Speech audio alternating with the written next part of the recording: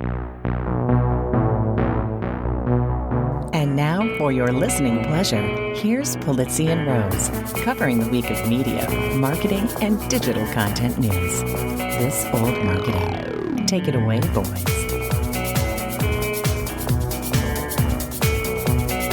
Hello, my friends. This is Robert Rose, and welcome to episode number 295 of This Old Marketing, recorded on Thursday, October 28th, 2021.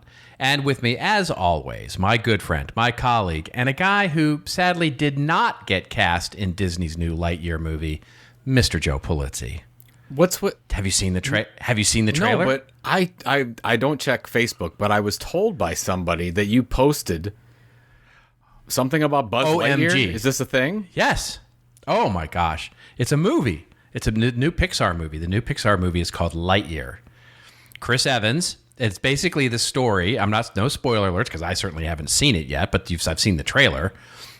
It's amazing. This is Buzz. This is Buzz Lightyear you're talking about, like Woody and Buzz Lightyear. That is correct. Very excited about this. I'm very excited. First of all, I'm excited for any Pixar movie because I am a huge animation fan and I am a ginormous Pixar fan because I just think they make the best movies. And this is the story of the real Buzz Lightyear that would ultimately become a toy in Toy Story. So it's a very, very prequel-y kind of movie, right? So because this is the story of the real Buzz Lightyear, the man who went into space and did his thing and ultimately became a toy that everybody beloved. I just, from the trailer, and then they use a David Bowie song over the top. Oh, it's just great. It's just so great. It's just so wonderful. And, I'm in need of wonderful things right now in my life because the world feels like a very mean and dispirited place, I have to be honest, the last couple of weeks. Yeah, we should probably talk about that because as you know, I go on Facebook maybe once a week now. And when I go to Facebook, one of your posts, thankfully to Facebook, is right at the top, so I can get my regular dose of Robert right at the top of Facebook. Yes. But so, okay, Buzz. By the way, I post to Facebook aside, maybe once a week. The last time I went on, you talked about like the world is all cranky pants, and you are very negative. You were having a tough day. Like, are you okay? I things are good. Things are fine.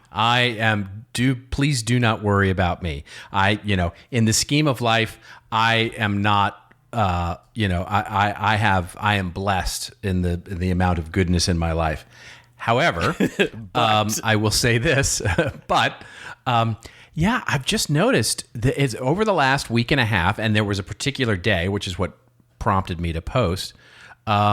Just people seem like they're in a really cranky, bad mood, and I'm not. That's the thing. It's fall-like weather here. There's football on. The Cowboys are doing good. My life is good. My job is good. I'm happy, and I'm like literally a Disney character walking around with like birds flying around my head and singing, some sort of musical song. And the world just seems to be in a really bad mood. Was and I was Cheerios. They really were. And I didn't like it one little bit. So that's what prompted me to post. Yeah. But then I saw the trailer for Lightyear and it was like, come on now. That's fun. That's fun. That's good, wholesome fun right there. Well, I'm a Pixar fan. Maybe not as much as you. Apparently, I had no idea you were that in love with that company.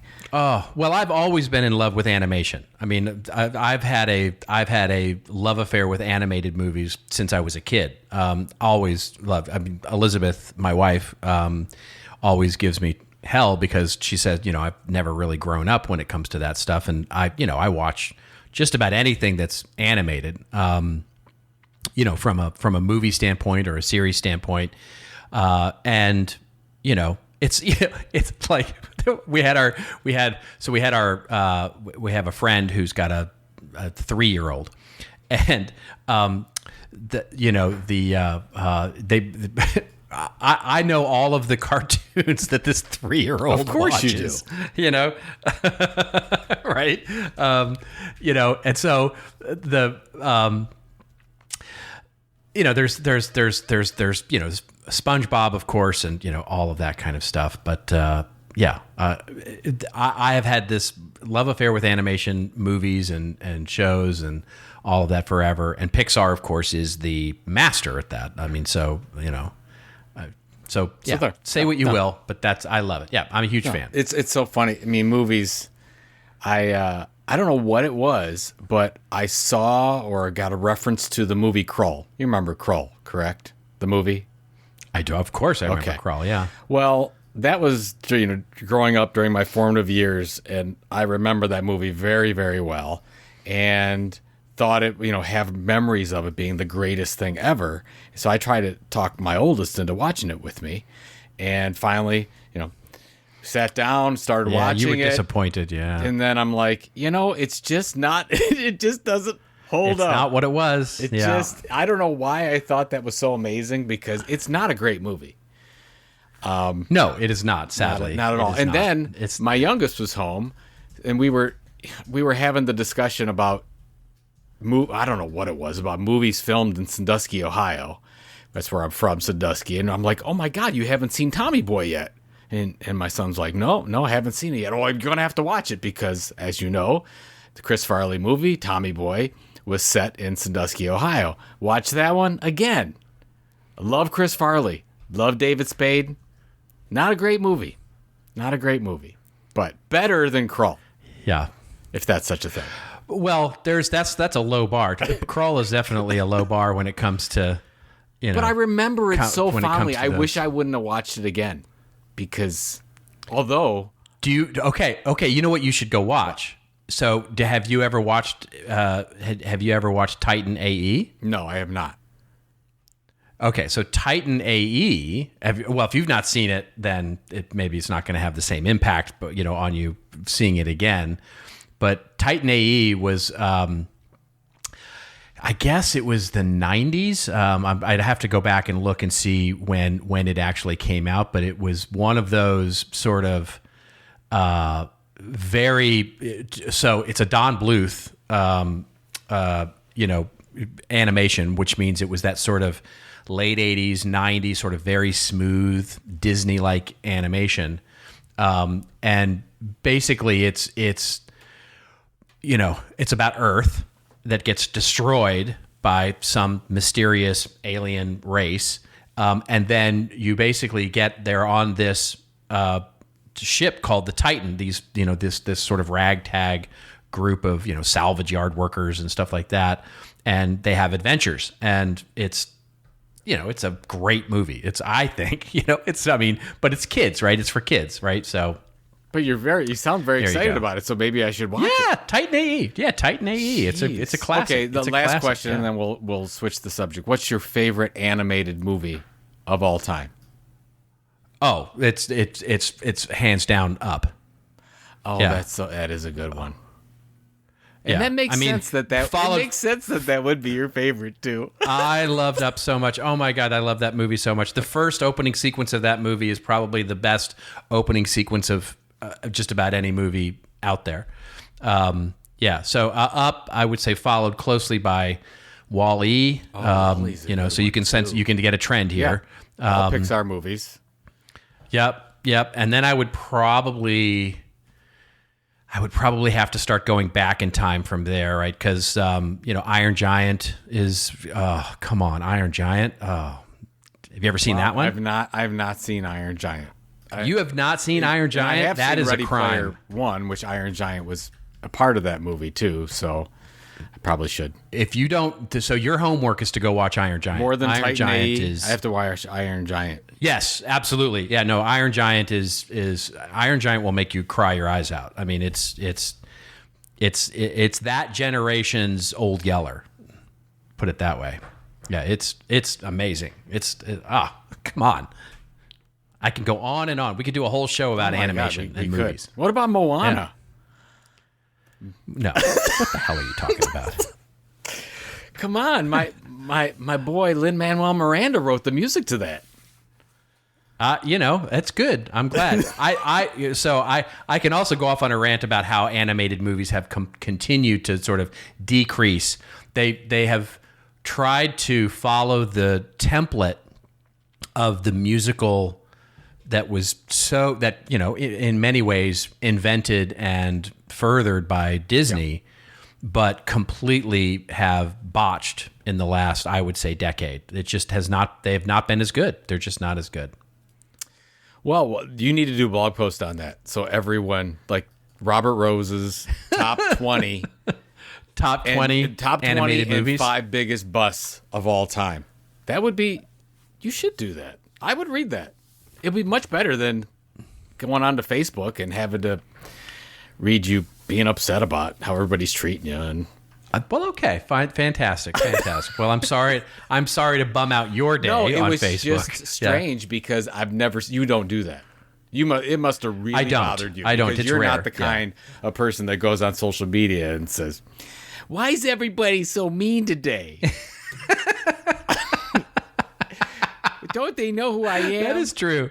Yeah. Don't you know who I am? Exactly. That is well, absolutely true. Before we go on to the news, we should talk a little bit about our 300th episode. 300 coming up. Absolutely. 300 is coming up, folks, and we're going to do a few things. So the 300th episode is, we're not going to cover the news that day for that episode. What we want to do is do a bit of a special episode. And we've got some other little surprises in store that we're going to try and pull off. We'll see if we can pull them off. But beyond that, we want to answer your questions. We want to make this all about you and how we can answer anything you've got on your mind. So we're going to, get ready for this promo. It's going to be a little bit like the NPR promo that you're going to hear for the next few weeks as we lead up to the 300th episode. We want your questions.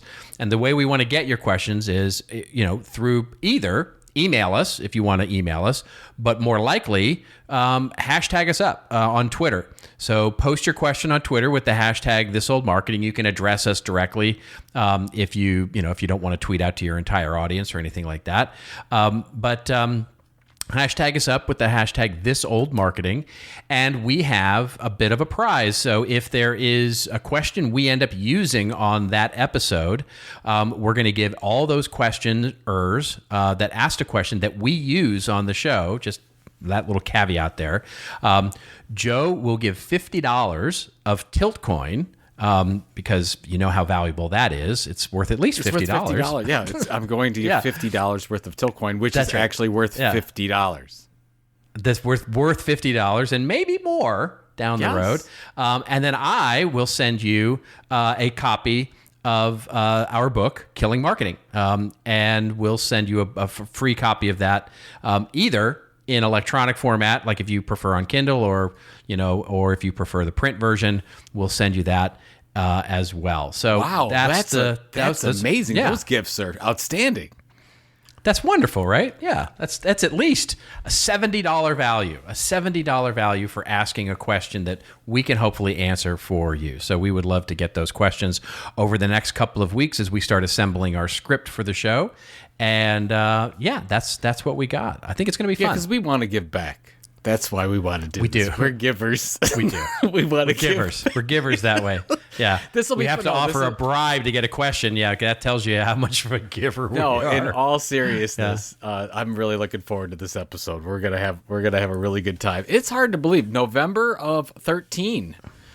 We're coming up on the 8-year anniversary at the same time. Jeez. Yeah. We're old. 8 years we've been doing this. Old, man. I'm tired. We're like the main character in Up. That's pretty much us. Exactly. Tying balloons to my house.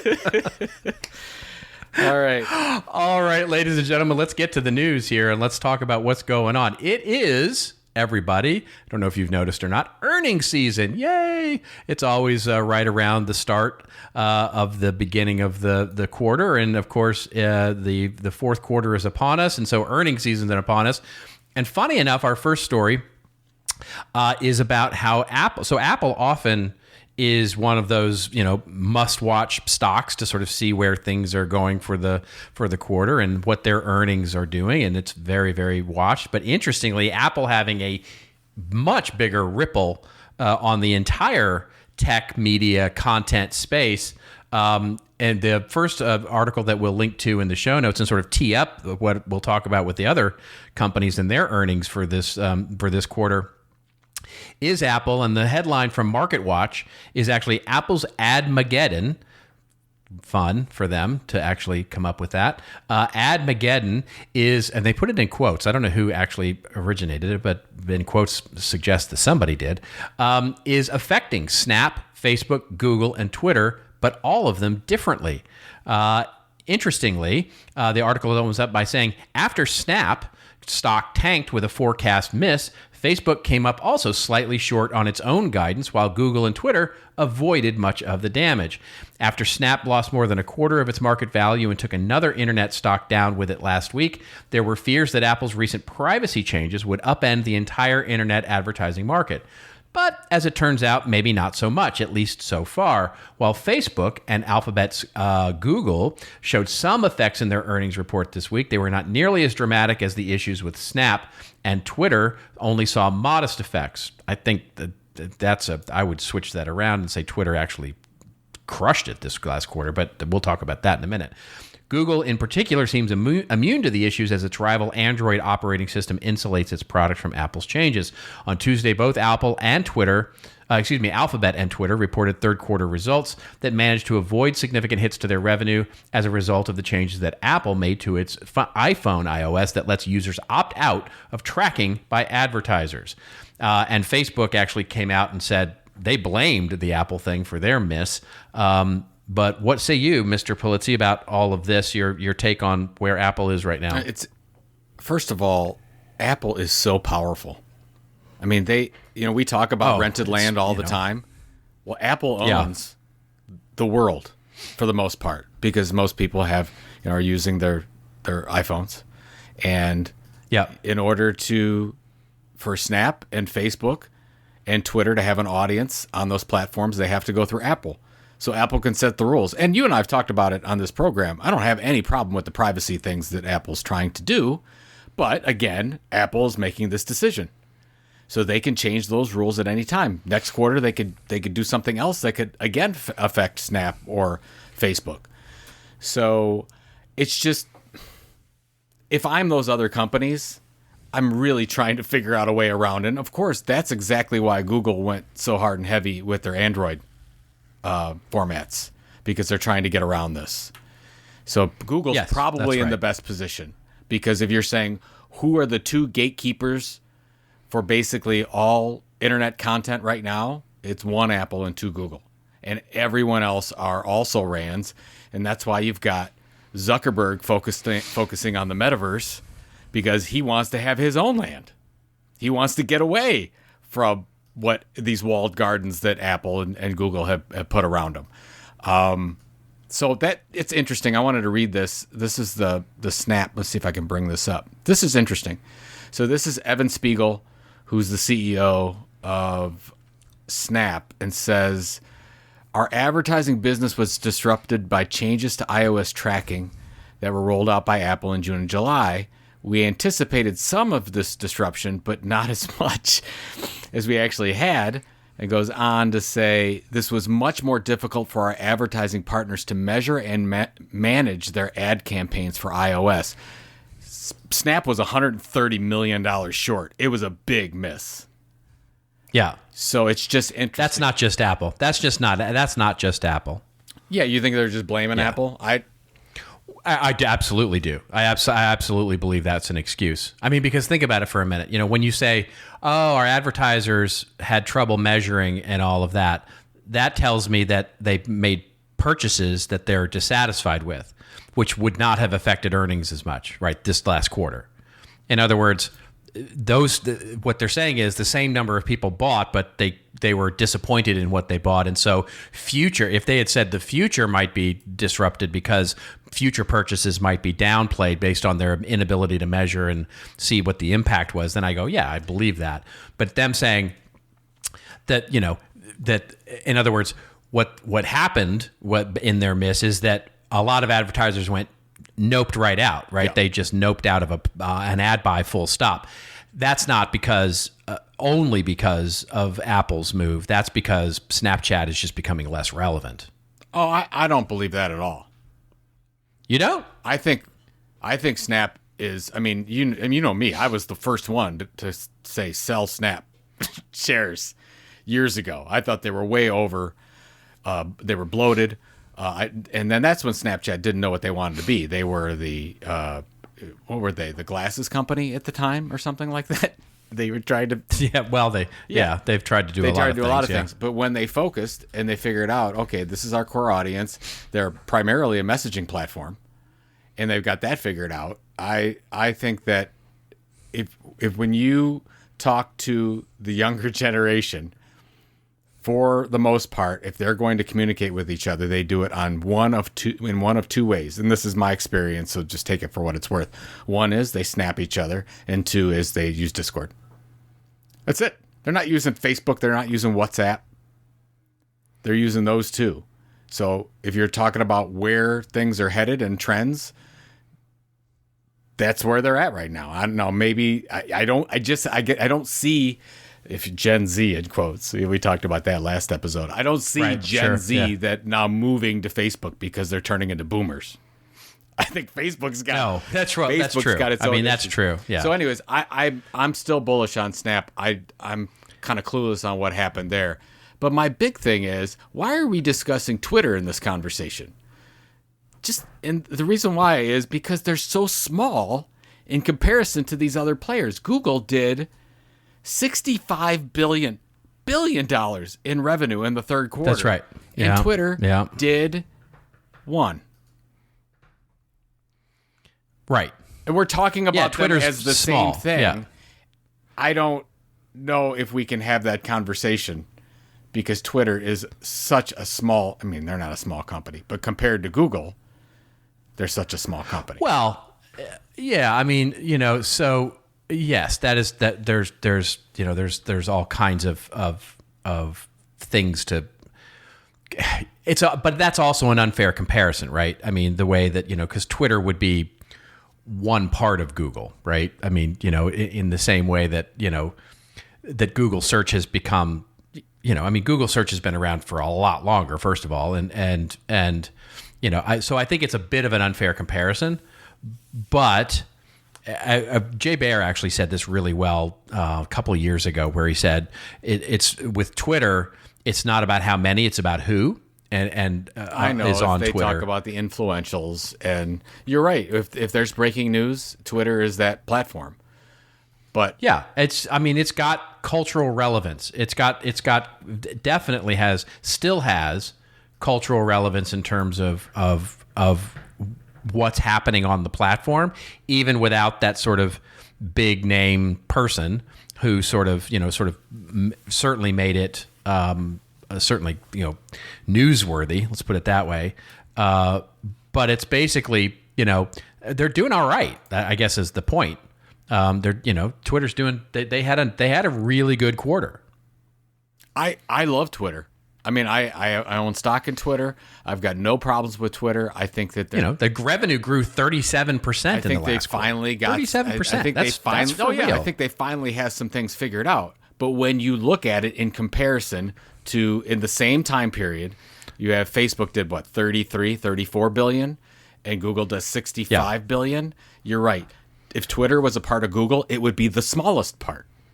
That would be. But nothing wrong with it. But I guess you're right. Why are we talking about Twitter? Because there is that influential nature of that audience. It's an older platform that's growing, right? It's an older platform that's growing. I mean, it did 1.28 billion in Q3, which means they're probably on track for whatever it is, almost 6 billion for the year, something like that. Yeah. So that's it's a real company, you know. It's like it's they're doing better. Yeah, we'll end on this one. So all the stories that you sent me, all kinds of links. What are you bullish on right now? You've got Google, you've got Facebook, Spotify. Okay. Spotify crushed let's review that a little bit, because probably pretty important. 172 million paying subscribers right now that pay for something. Yeah. That's pretty impressive. Yeah.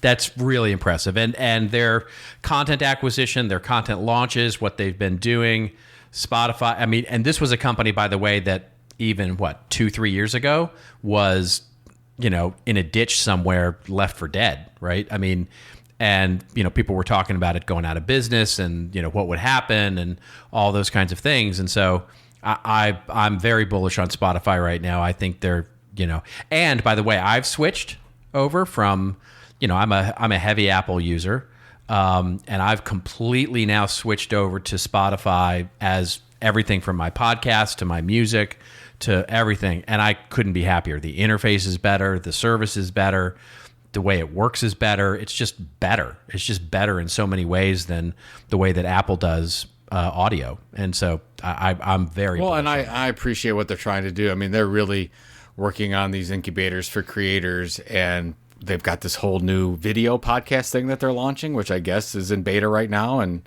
they expect big things. I mean, it's funny when people talk about video podcasting. Is that really a thing? And you got to realize that yes, it is, and that most podcasts are actually listened to on YouTube, where people watch them too. I don't know, isn't that funny how a lot of people, I think the majority of Rogan's at the time before he moved to Spotify, they were watching it on YouTube. I wonder if he's really that's right. I wonder if he's really lost his influence because he doesn't have that anymore. Is he still on YouTube? You know how that works? Yeah, I think they still pitch his show on YouTube. Yeah, because I know Spotify has the as far as I know. I mean, you can't listen to it on Apple or any of the other. Like I use Overcast. Right. You can't get him on Overcast anymore. It's just Spotify. So I didn't know what they did with the YouTube thing, but no, I'm with you. I think audio is there's still so much opportunity in audio, and by the way, it's still the least expensive format for creators. Yeah, that's right. Not from a time standpoint necessarily, but if you look at, it's funny, I was watching a Matthew Patrick video who runs Game Theory, and he was talking about how if you're going to YouTube today, like you can't, I'm going to say, you can't half-ass it. You have to be all in. You have to have the best equipment. You have to have the best production team, because it's the days of, you getting these videos on your camera and then uploading them and them go viral. That doesn't happen anymore. Like, YouTube is long-form content, regular series programming, and if you want to make it with some low tech, that's where you go to TikTok. So, yes, interesting. Yeah, well, TikTok's the other sort of rising candidate in all of this, right? I mean, I've been hearing so much more about TikTok, not just from the sort of classic, stereotypical TikTok kid or, that kind of thing, but for like actual real adult oriented and learning and B2B. Oh, you listened to the Prof G podcast with Mark I Cuban. did. Absolutely. Yeah, so did I. Yeah, absolutely. So you should go through that a little bit on what he said, because I was surprised as well. As what was the question? I think that the question that Professor Galloway said, where were you trying to educate kids? Yeah, where would you said, where would you send your what would you tell your younger self, or what would you tell kids today? And he basically said, get on TikTok. We're like, what? Yeah. Get on TikTok. And he said, he was telling the story of his son and how his son knows all these investing terms and financial advice that he really understands right now because he's been watching regular videos on TikTok. TikTok videos, Who knew? Yep. He was basically, the way that 17-year-olds process information and get educated is entirely different than the way a 27-year-old does, and that's entirely different than the way a 37 and 47 and 57-year-old does. It's like it's different, very, very different. And that was his point, was, you've got, if you want to, if you're trying to tell yourself as a young man or a young woman, or a young person, then you should basically look to, TikTok as a means of getting that information consumed. I'm gonna have to break down one of these days and actually get an account. I don't have a TikTok. Yeah. You love it, right? You go down the TikTok rabbit hole. I'm a consumer, and I'm actually thinking about becoming a creator a little bit, because I've seen some B2B stuff now that's like, finally I get it and I see how it can work, and it's like, okay, I might try that. I might try that a little bit. No, we have a couple TikTokers on our Discord channel, and it's amazing. They're all telling us that we're crazy for not being on TikTok. And I'm like, I don't want to, I'm not going to listen to, you got to be here. I don't believe in any of that you have to be on certain platforms. So I'm sort of pushing. No, I don't either. Pushing it. Yeah. But again, I probably should know just so I can be educated about it. And I'm going to go going to be like that guy Up. I don't want to do anything. Right. Okay, boomer. Exactly. Exactly. Shall we move on to just exactly that story? We have for all of those who are out there who are saying, okay, boomer, we've had enough. Let us talk about a story that really, really just brings that whole point home. The next one comes to us courtesy of The Verge, although there's a lot of places covering this. FaZe Clan is going public in a $1 billion SPAC deal. And if you're like, what the heck is FaZe Clan? Welcome to boomerhood, because the young folk know what FaZe Clan is. And I had to go learn about it.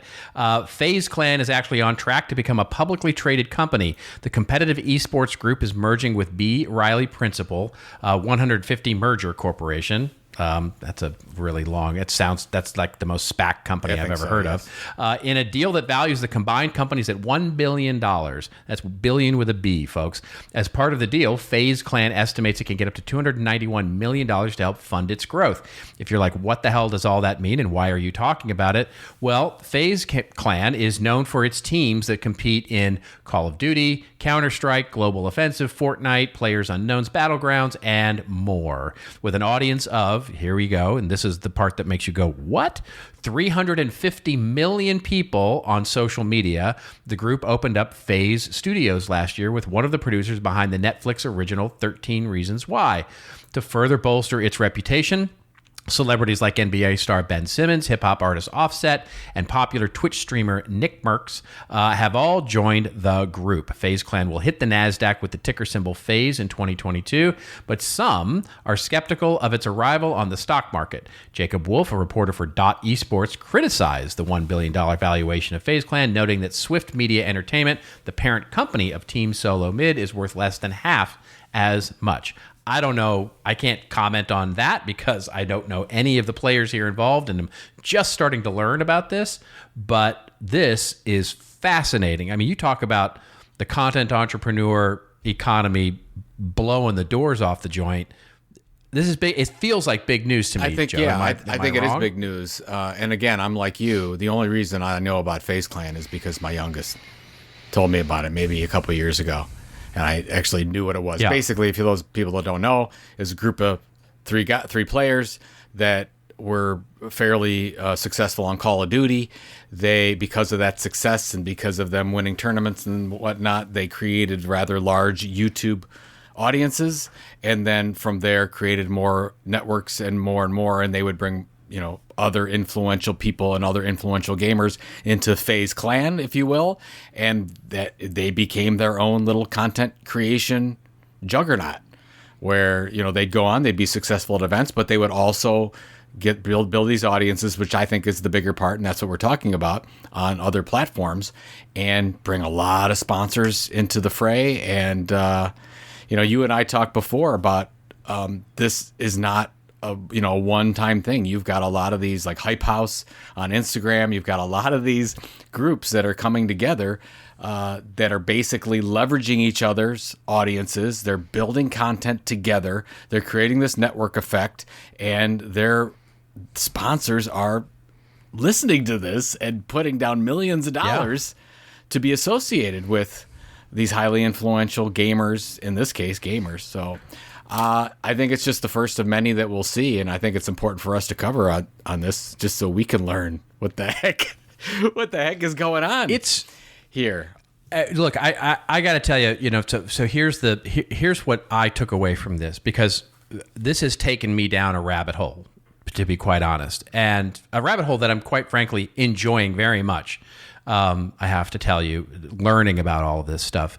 This is this stuff is like so interesting to me, because back in the day, in, let's call it 2002, 2003, I don't know if you remember this. We, remember the term new media. We're all going to get into the new media, right? Everything was new media. What's the new media? And what basically people meant was over the top type stuff, right? So in other words, it was going to go around cable companies. It was going to go over the top. OTT is the term that was going to go over the, streaming services and all that stuff, and all of it, right, in the late 90s and early 2000s was all about, the music business is changing, and someday, somewhere, the film business might change, the television business might change. And really all it did was it changed delivery methods, right? The Web 2.0 stuff was really changing the delivery method of the same kind of content and the same kind of, classically made stuff that we all grew up with in broadcast television. It was just a different delivery mechanism. We were sort of learning how to use this internet thing. This is new media, right? This is a new way of looking at the media that we're getting and the kind of entertainment that we're getting and the way of financing that and the way of distributing that is just, all of it is just completely upending everything. And this, combining this with things like decentralized finance and some of those kinds of things, we look at the disruption that this is going to be in the movie studio, the record companies. We've talked about a little bit on this show before. This is the rumblings, the little, sort of foreshocks, if you will, of the earthquake that's coming to the classic media industry. And it's just, and the thing is, the kids understand this. Young people understand this. And boy, if you want to stay relevant in this, if you're older, you need to know it. You need to learn it. It's interesting to see, like, we just covered Google and Twitter and Facebook and Snap and Spotify, and for the most part, all that's created by independent content creators. So we go back to your 2002, right? How was that model? Yep. That model was a media company who had people on their staff. They owned all their content. They built their audiences. They owned and controlled those audiences, and they generated revenue that way through products. Then it all went to these social media platforms, and all these content creators went out on there, building their empires on rented land, as we like to talk about. And now I think you're starting to see something where some of these content creation groups are getting so popular and so powerful in a lot of cases. They're still going to leverage those social platforms, but they're building all these independent businesses very similar to the way media companies looked 20, 30 years ago. You're almost coming back because they understand. It's like, okay, well, if I really want to have value, if FaZe Clan really wants to have a $1 billion valuation, they just can't have those audiences built on other platforms. So we're coming back to what we did 2 decades ago. And it's good.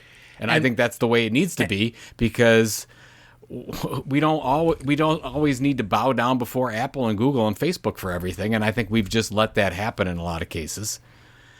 It's such a true statement. Yeah, absolutely. And here's the last thing I'll say on this, because I think it's really important, because this, I have to tell you, this is, as you and I have talked about offline, it's something I'm really interested in, which is, if you're asking yourself, well, why would a guy who's really focused in on how larger product and service companies, and especially, I tend to lean more into the B2B side of things, but what interest would I have in that? If you think about this idea of content marketing and the idea of the embedded media company, right? Talk about the idea of, I'll act like media companies. We should act like publishers. We should act like, those are, yes, absolutely. There is a way that we treat content, and the way that we look at the business model of media as sort of drawing in and attracting audiences. But if you start to look at this takes that idea of media company embedded into another company to another level.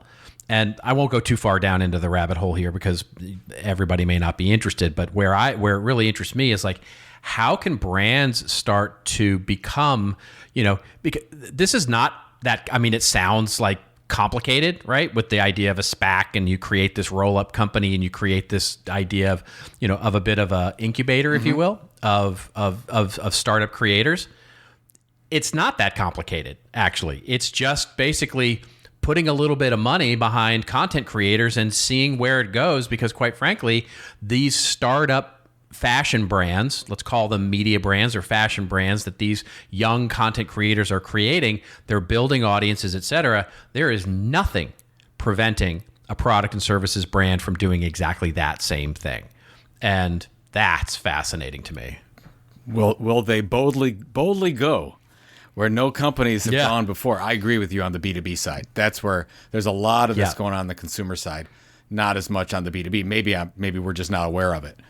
but some fascinating opportunities. By the way, reading the Wikipedia page, just so we all know, all us boomers here, FaZe Clan became the first eSports team to be featured on the cover of Sports Illustrated. This was just in June. So I'm really into the eSports things now because I didn't tell you this. A couple weeks ago, I watched my first eSports match. I watched it on live stream. Did you? My youngest is on the University of Kentucky's eSports team for Valorant. Yeah, and I got to watch. Yeah, I got to watch this Valorant thing, and I literally had no clue what was going on.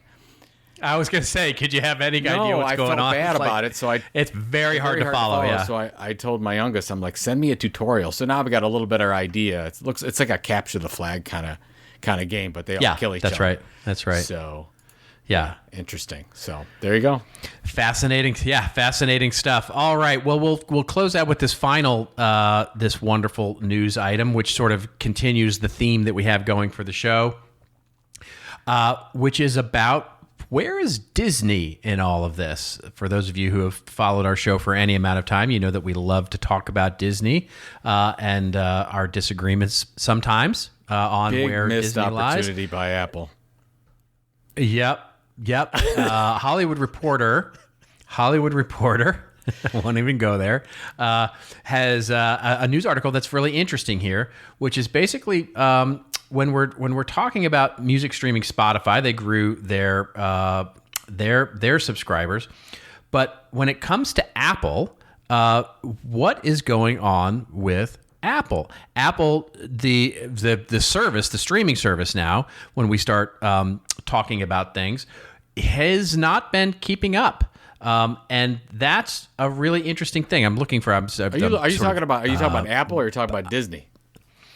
I'm talking about Disney. God, that's okay. I mean, look we're not going to cut this out because they know that our mental facilities are, we're getting older. I mean, this is what happens. I mean, sometimes, when you and I walk around, you just start aimlessly walking I don't even know where you're going. I just have to point you in the right direction. The fact that we can do this 300 times, this podcast, is really saying that is correct. That is correct. Basically, Disney, not Apple, Disney, the Disney thing. It was the Disney and Apple thing that sort of threw me off there. Disney has not been doing as well. And the question is that in the streaming platform growth subscriber idea, is Disney actually going to continue to keep up? Can it keep up with all of the others when it comes to Netflix? And is Netflix basically eating its lunch? What say you, Joe Polizzi, on that? While I sort of back out of the corner. That's all right. Yeah. So basically, they came out and they said that they expect their global subscribers to be between 230 and 260 million by end of fiscal 2024. And right. Wall Street didn't think they will be able to hit that. Right now, they have 116 million paying global subscribers. Now, Wall Street's poo-pooing this whole thing, but you got to remember, no one expected Disney Plus to be at over 100 million paying subscribers right now. I mean, Disney Plus, by far the most successful streaming platform ever created in the history in such a short period of time. Netflix is, but in such a short period of time, Disney has blown the doors off of everything. The problem that I'm seeing is that I don't know how Disney can keep up with their frequency of content. Now, let me talk a little bit about this because it's important. Disney's, as you know, you and I've talked about it on this show, Disney's brands of Star Wars and Pixar and Nat Geo and all the things they are amazing. They're first rate all the way. And if you look at what they've got coming out, I was doing some checking about all the different shows. I mean, they've got all kinds of Star Wars shows coming out and different Marvel shows. And you've got all the different versions of the Avengers are coming out and whatever. So great. Disney's doing a great job with this. How do they compete, Robert, with the fact that Netflix has at least one show out every day? Most likely it's 3. They had like 1, 2, or 3 show launches every day. And when you compare that with Disney, which basically gives you maybe one a week, I don't know how they can keep up. I mean, I think that's the issue. I mean, and I'm not one for, the more content, the better. But if you're saying that you're Disney and you're head to head against Netflix, and that's really what it's coming down to right now, and you have, I don't know, 20% of the content that Netflix is putting out, it's very hard for them to keep up. It is, and I think what I lean back on is what Netflix seems to understand, and Squid Game is really the perfect example of this, is that Netflix understands that it's a global strategy, not a U.S. strategy. Because we have been, the media industry and the mass media industry has been so, the entertainment business, let's say, really, has been so myopically U.S. centric for forever. Just think of the Academy Awards for a second, right? The Academy Awards, has forever had the best foreign language film as a separate category. Netflix doesn't see the world that way, right? Netflix just sees good content, independent of where it comes from. And I think understands, just to our previous discussion about, the idea of where content is getting created and how much more democratized it is. Netflix understands that it can come, the good content can come from anywhere. That's the advantage that they have over Disney right now, because Disney only has one spigot, right? It's only got itself. And so it has to rely on its, it's almost like it's a victim of its own success in many ways. That's a great point.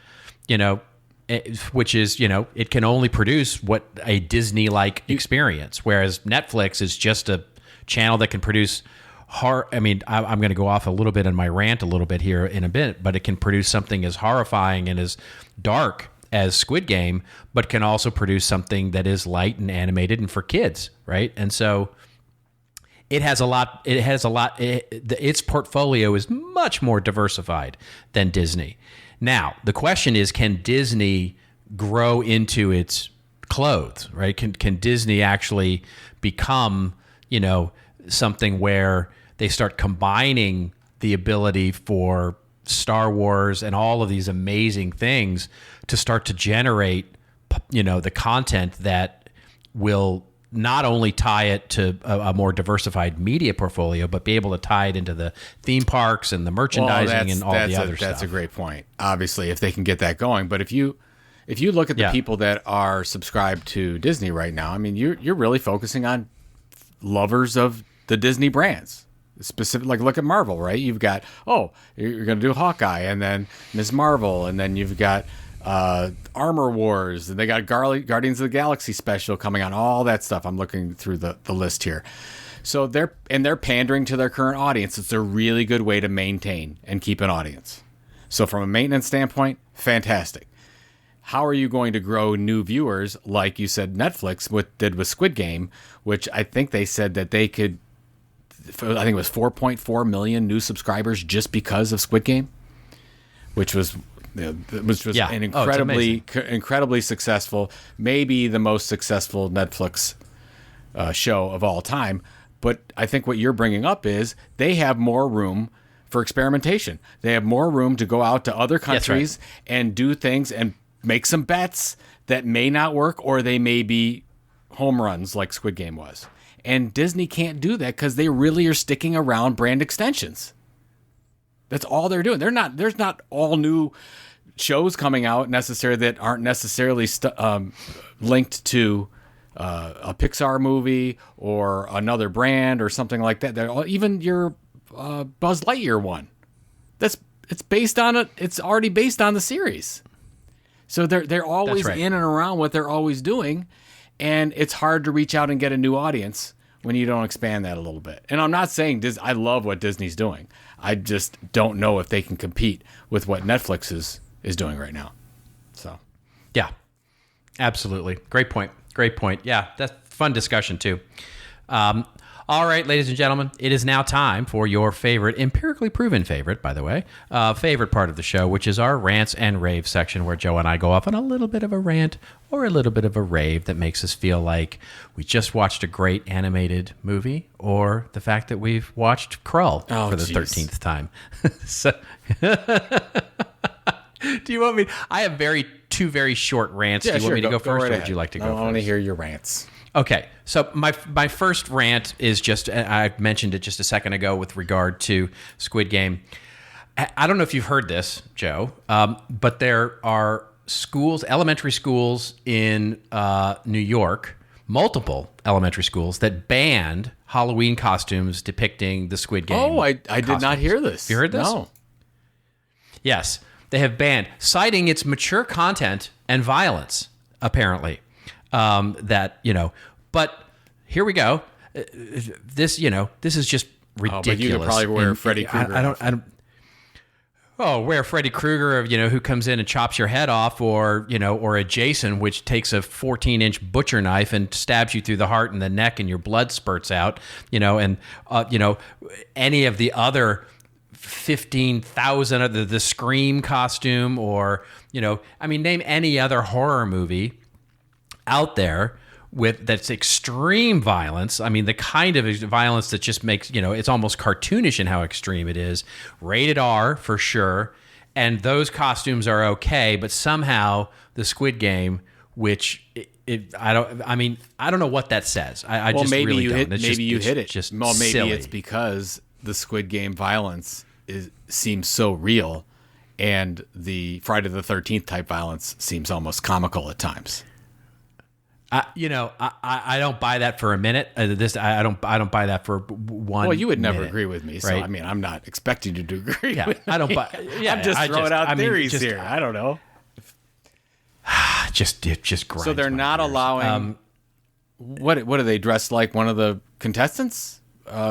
No, well, they're the little men that run around and are the workers, guards. The workers with the triangles and the circles on their face. Yeah. That's right. I think that's one of them. And then there is the players themselves have the tracksuits, the with the numbers on them, etc. So anyway, I just thought I'd bring it up because I just think it's stupid. My other quick rant comes to us, and we'll link this in the show notes actually, which is from CB Insights. It's a continuation. It's just sort of my ongoing saga here of I want to read you the first paragraph of this, Joe. Now, I'm not a subscriber to CB Insights, which of course is a research company and does all sorts of technology, marketing, industry research, and a respected company in terms of the research they're doing. This is something they published earlier this month. And the headline of the article is Stripe, HubSpot, and JP Morgan are buying audiences. Why acquiring media companies and communities is about to explode. And the opening paragraph is, instead of renting an audience, companies are realizing that owning their audiences and going direct can lower customer acquisition costs as well as lifetime value. Here are our predictions for the media companies that technology and financial services companies should have on their M&A radar. And then it goes on to talk about, the fact that JP Morgan has purchased a couple of media assets and all of that. They quote our good friend Dharmesh Shah, who back late last year said modern media companies have a software embedded inside. Next-gen software companies will have a media company embedded inside. Again, I'm not a subscriber. Maybe we get mentioned later, Joe. I don't think we do. The words content marketing certainly never appear. And it's just, look, I'm excited that they found this. I have to tell you, I'm glad they found it. I'm glad they've discovered this. They've discovered this new innovative thing that we've been talking about for 10 years. But at the same time, it's one of those things where I wish they'd taken it one level further and gone, It's got a name. It has a name. It's been going on for a while. These companies are not new at this. They're late. This has been happening for some time. It's been going on, and actually, it's starting to take another step. Right. So what they're talking about, this article should have come out like 3 or 4 years ago, and that would have been interesting. The next step that we're all talking about now, like with this show, what we just spent the last half an hour talking, is the next step in how these companies will leverage the media model to build audiences, and for what reason that they're building those audiences. It's not, yes, lifetime value and customer acquisition costs, absolutely yes. That's what we've been writing books about that and talking about that at Content Marketing World and doing all those things for the last 10 years. Now let's talk about the next gen, right? In other words, it's not about to explode. It exploded sometime last year, and now what we're doing is looking at the next explosion. So I want it to get visibility, and I'm glad CB Insights did it and all of that. But welcome, you're at the party and you didn't show up with any food. So I'm kind of disappointed in that. Well, they are covering it. Yeah, that's why I'm torn on this, right? Yeah, I'm glad they're covering it. It's a good article when it comes to going through all the acquisitions, and they talk about lifetime customer value and customer acquisition costs and how acquiring a media company can help both of those KPIs, if you will. They just don't mention, yes, we've been talking about it for a while, but I don't, as long as they're talking about it now, I'm happy. You should be happy too. Yes, I'm happy. I'm happy. I can tell you're happy. Go back to the beginning of the episode. Yeah, I'll go back to the beginning of the episode. I'm happy about Lightyear, and I'm sad that people are grumpy about stuff. But it's like every single one. It's like literally it's like the acquisitions they go through. Not one of them. Actually, no. There's one that we didn't cover on this show. It literally reads like one of our show scripts, HubSpot, The Hustle, Penn National Gaming, Barstool Sports, Robinhood, Market Snacks, Stripe, Indie Hackers, DraftKings, VSIN, Zapier, MakerPad, DigitalOcean, required Scotch.io. That's one I didn't know about. I didn't know about that one either. So, so there you go. I'm glad you're okay with this. I can sense. I'm totally okay with it. Yeah, I'm sensing that now it's taken you 6 or 7 episodes to get through this. And we're culminating to something's going to happen here. I think it's probably around episode 300 where you're gonna lose it all. It's gonna be I'm gonna go postal. All right, I've got 2. I guess they're raves. One is very self-serving because the team at the Tilt worked really hard on this, and we put together a guide called NFTs 101, a useful beginner's guide for content creators. And when we wrote this, Robert, I thought of you because I was trying to think of all the questions you would ask on how you think that NFTs are stupid. So we go through this whole thing on what an NFT is, but I think the greatest thing that the team did on this one is they talk about the different business models that content creators are using. So it goes through, we covered it on the show, what Blau's doing from a music standpoint. We covered Tom Bilio's Impact Theory podcast and what he's doing with his Founders Key NFTs. We go through Gary Vee and VeeFriends, and just all we're trying to do is break down why a content creator would consider using an NFT as part of their business model. So I'm going to put it in the show notes. If you get a chance, getting some really good traction on LinkedIn and Twitter and whatnot. So I'm glad that we can help answer some questions about NFTs. So specifically you, Robert. So I'm going to send this to you.